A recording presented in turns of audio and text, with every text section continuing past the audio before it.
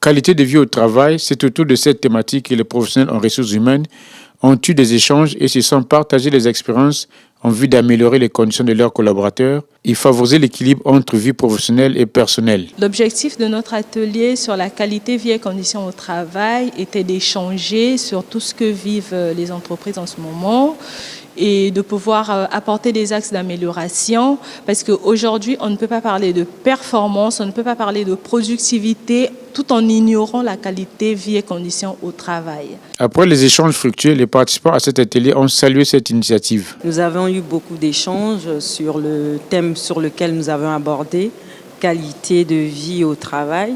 C'est vrai que ce point n'est pas encore bien ancré dans notre législation congolaise, mais ça permet à ce que chaque entreprise mette en place ce point en interne pour favoriser la performance au sein de l'entreprise, pour prendre en compte le point richesses humaines de l'entreprise. Nous avons constaté qu'il y a certaines entreprises qui n'emploient pas des RH.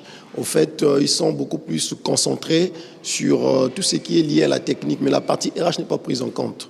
Alors que la partie RH, c'est même le socle d'une entreprise. Créé en 2016, l'Observatoire des ressources humaines a entre autres mission de promouvoir, développer le capital humain de l'Afrique afin qu'il soit plus adapté aux besoins de développement du continent, puis être une force de proposition envers les décideurs dans le but d'améliorer les politiques sociales des pays d'Afrique.